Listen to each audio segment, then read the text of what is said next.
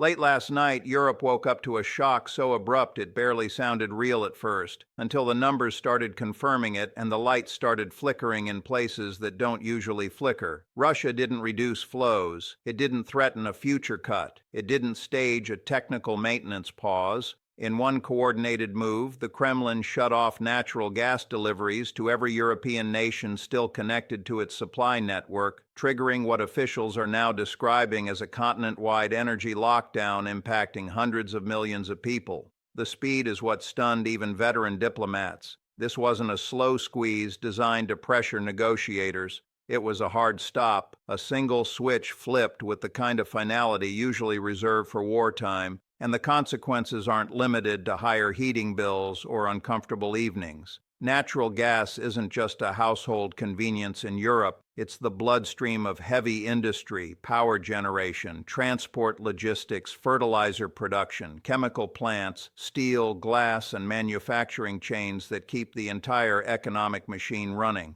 When that supply disappears overnight, the ripple isn't a ripple, it's a structural collapse risk. Energy markets reacted instantly, sending prices into the kind of territory where yesterday's expensive looks almost quaint. Meanwhile, municipal governments began drafting emergency rationing plans, industrial operators started shutting down lines, and hospitals in multiple regions quietly reviewed contingency protocols for maintaining heat and power during the coldest stretches of the season. To understand how Europe ended up this exposed, you have to rewind years, not weeks.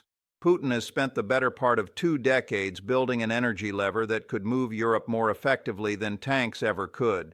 From the early 2000s onward, Russia's gas wasn't just a commodity, it was influence packaged as infrastructure. The deeper Europe integrated, the more expensive it became to disentangle. Germany, Italy, Hungary, and others expanded dependency as if economics could override geopolitics. Pipeline projects expanded, long-term contracts multiplied. Critics warned that tying national energy security to Moscow was a strategic trap. Those warnings were acknowledged, debated, and then routinely pushed aside in favor of cheaper supply and the assumption that mutual profit would keep relations stable. That assumption is now lying in pieces across Europe's energy grid. According to officials briefed on the unfolding response, the cutoff has already dragged into its 3rd week. The damage is no longer theoretical. Industrial output is dropping sharply in key manufacturing zones because production lines that rely on consistent gas supply cannot simply adapt overnight.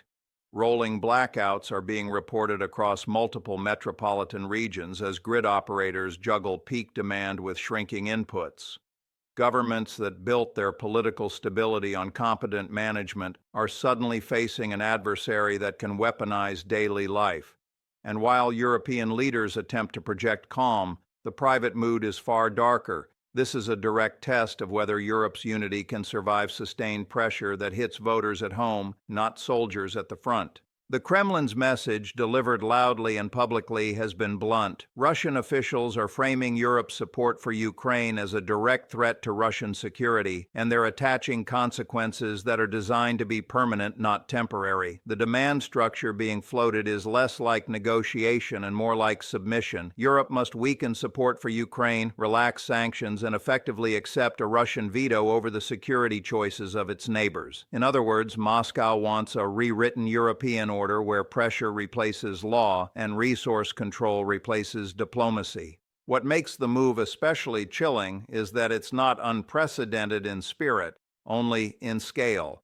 Russia has used gas as a pressure tool before, turning supply disputes into political leverage when it suited strategic goals. In past years, energy disruptions hit Ukraine during winter standoffs, sending a message about compliance and punishment. Other neighbors learned that dependency could be exploited the moment they drifted too far from Moscow's preferences. The difference now is that the target isn't a single country, it's the entire continent, a demonstration of capacity and intent that says very plainly, if Europe challenges Russia's objectives, Russia is prepared to make Europe pay at home. That puts European leadership in a nightmare bind. On one side is immediate economic survival, keep homes heated, keep factories running, prevent unemployment spikes, and stop public anger from boiling into political collapse.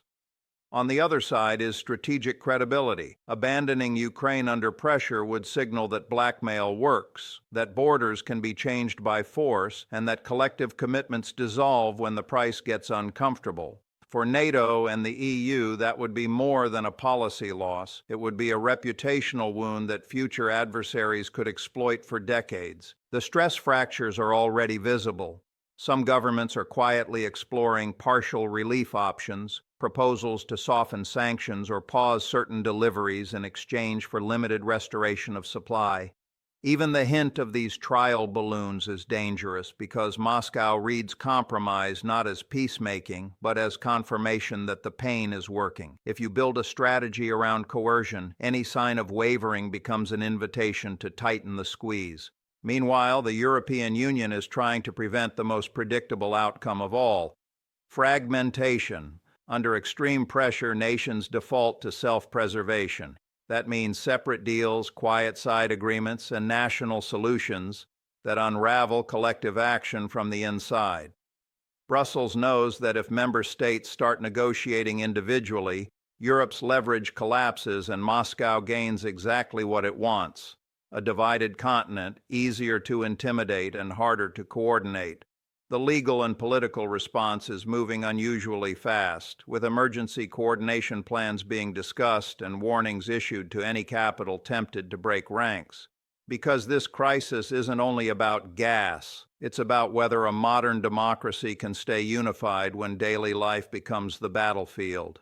As pressure mounts, the political consequences are accelerating faster than most European leaders expected. Public frustration, once muted by abstract talk of values and long-term security, is now becoming tangible and loud. When heating costs triple, factories go silent, and shifts are canceled indefinitely, voters stop thinking in strategic horizons and start thinking in survival terms. Demonstrations have begun to appear in industrial regions that once formed the backbone of European stability, with workers demanding relief rather than speeches. Governments that only months ago looked secure are now facing approval ratings that suggest genuine vulnerability as winter approaches. Inside Europe's largest economies, the tension between principle and pragmatism is turning into open conflict. Business leaders, particularly in energy-intensive industries, are breaking with political leadership in ways that are almost unheard of in consensus-driven systems.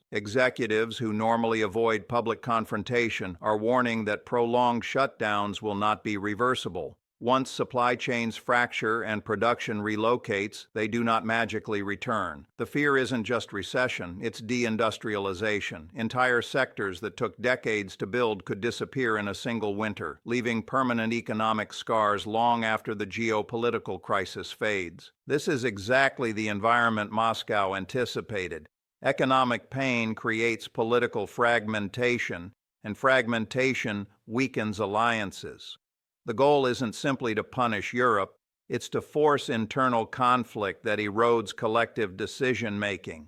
When governments begin to fear their own voters more than an external adversary, strategic cohesion collapses. Putin understands this dynamic well. He doesn't need Europe to publicly surrender. He only needs it to hesitate, to argue internally, to delay, to fracture, because once unity breaks, leverage multiplies. At the same time, Eastern European states are watching with a mix of grim vindication and growing alarm. Countries that warned for years about energy dependence are now seeing those warnings play out in real time. But validation offers little comfort when the consequences could leave them exposed next.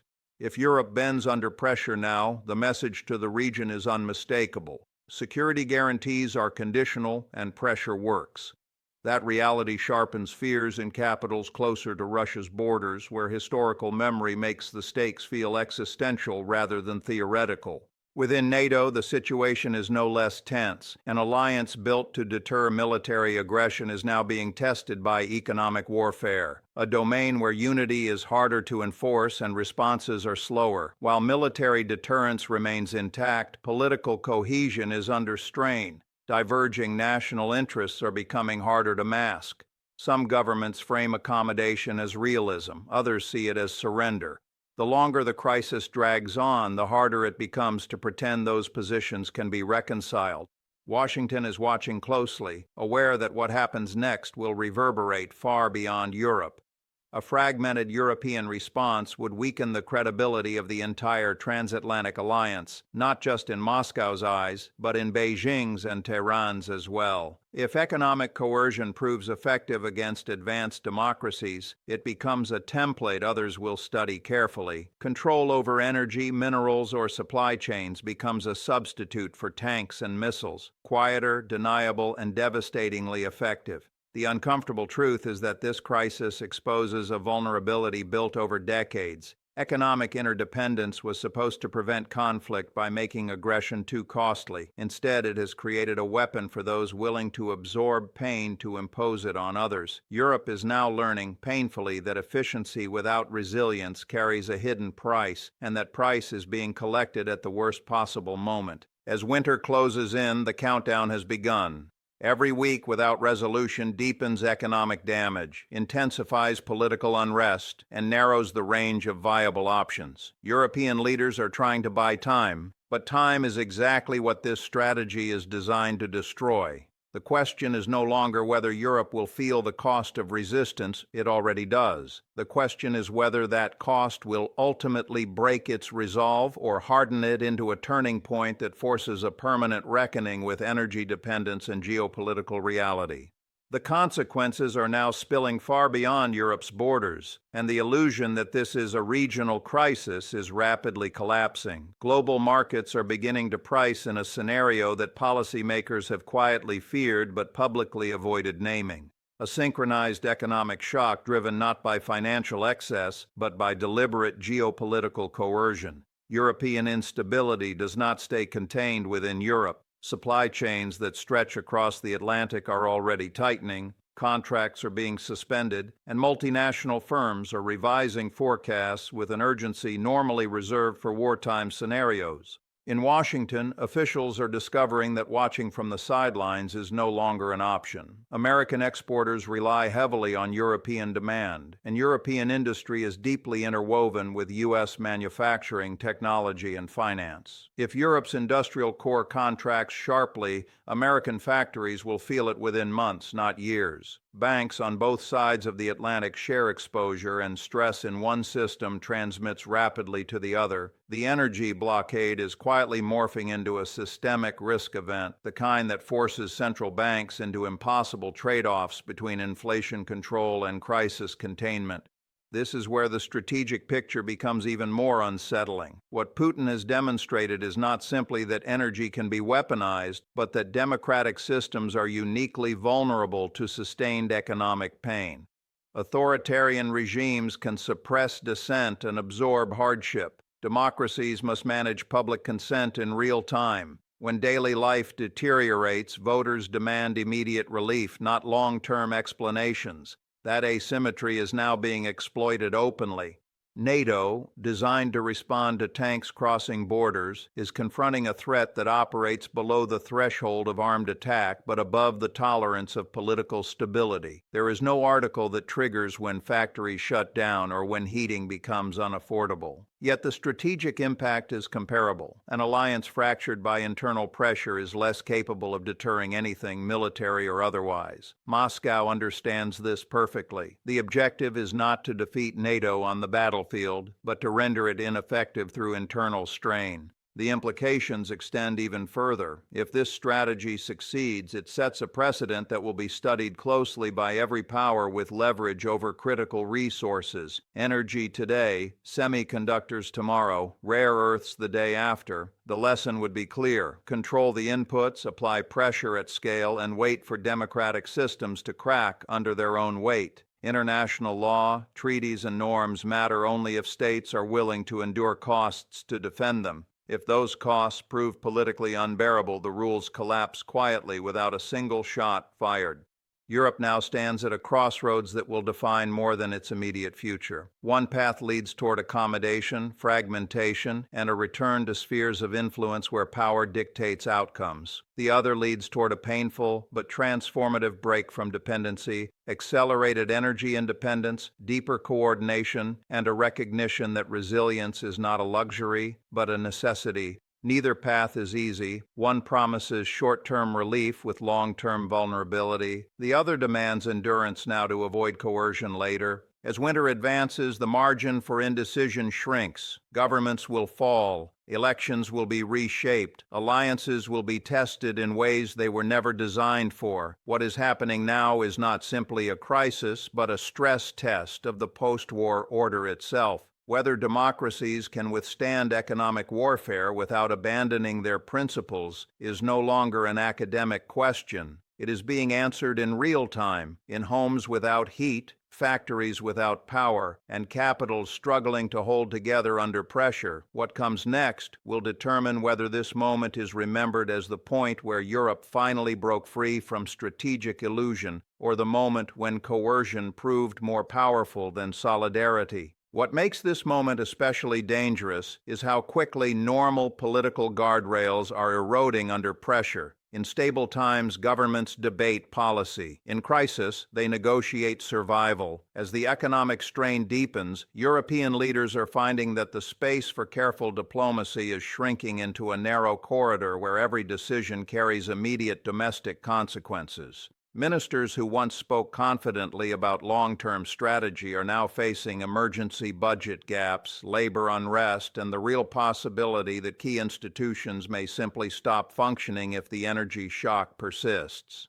Behind closed doors, contingency planning has become far more severe than public messaging suggests. Governments are quietly prioritizing which sectors would receive energy if rationing becomes unavoidable.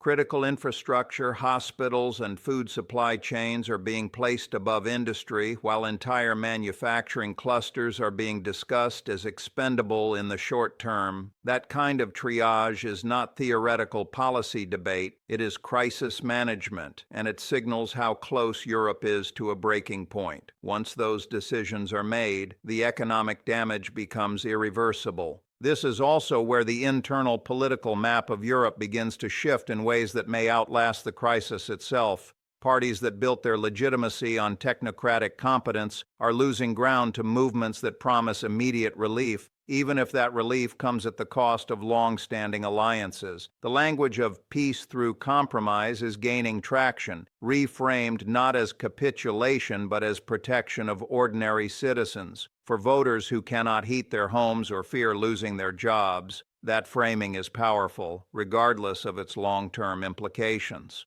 Moscow is watching these dynamics closely, adjusting pressure rather than easing it. The absence of flexibility in Russia's posture is intentional. Any partial restoration of gas would reduce leverage. Total cutoff maximizes uncertainty and forces every European government to confront the same dilemma simultaneously. It prevents coordinated adaptation while amplifying mutual suspicion. If one state appears ready to break ranks, others are tempted to follow, not because they agree politically, but because they fear being left behind in the scramble for relief. At the same time, the crisis is exposing how unprepared Europe was for a scenario many analysts warned about for years. Energy transition plans assumed gradual change, not sudden deprivation. Infrastructure diversification. For the United States, the dilemma is increasingly uncomfortable. European stability is a core American interest, yet domestic politics constrain how far Washington can go without igniting its own backlash. Expanding energy exports helps, but it cannot solve the problem alone.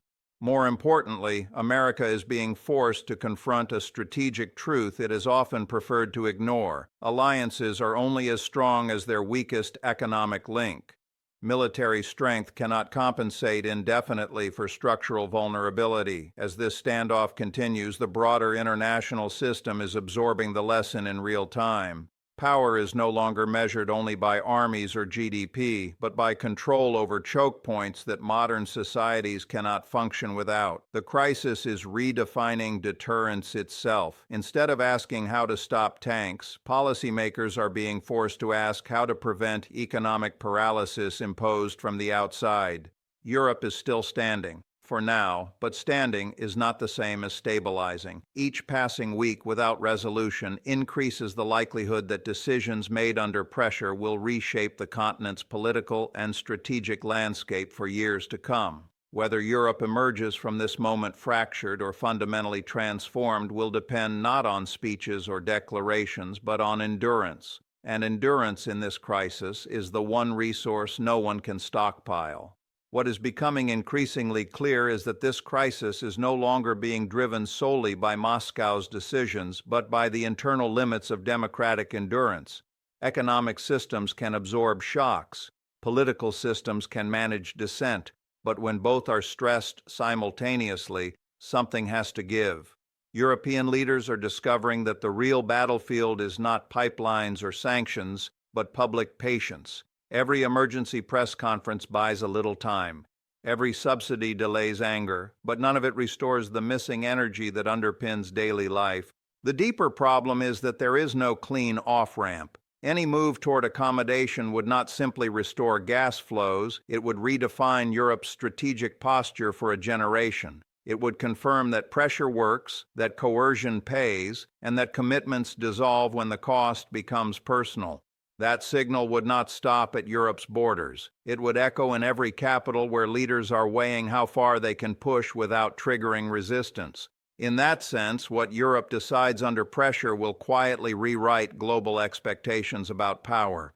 At the same time, the idea that endurance alone will solve the problem is proving unrealistic. Resilience cannot be improvised overnight. Infrastructure takes years. Political consensus takes even longer. What Europe is facing now is the consequence of treating energy as an economic question instead of a security one. Efficiency was rewarded, redundancy was dismissed as wasteful. Now redundancy is exactly what's missing, and there is no shortcut to creating it under fire. The most unsettling aspect of this moment is how quickly norms are adjusting. What would have been unthinkable just months ago, rationing in wealthy democracies, open talk of abandoning allies, emergency powers overriding national autonomy, is now discussed as pragmatic necessity. Crises normalize behavior that permanently shifts the boundaries of the acceptable. Once crossed, those boundaries rarely return to where they started. For Russia, this is not a gamble, but a calculated test.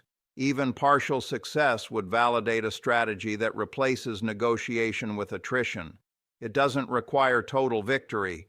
It only requires enough pain to fracture unity and enough uncertainty to make future resistance less automatic. From that perspective, every week of unresolved pressure is progress. Europe's response in the coming weeks will determine whether this episode becomes a cautionary tale or a turning point. Either the continent absorbs the shock and accelerates a painful but decisive break from dependency, or it adapts by lowering expectations, fragmenting policy, and redefining security as something negotiable. Both paths carry cost. Only one preserves agency. History tends to remember moments like this not for the speeches delivered, but for the precedents set. Years from now, analysts will look back and ask whether this was the point when economic warfare proved decisive against democratic systems, or the point when democracies learned, brutally, that resilience must come before comfort. The answer is still being written, day by day, as winter tightens its grip and patience wears thin.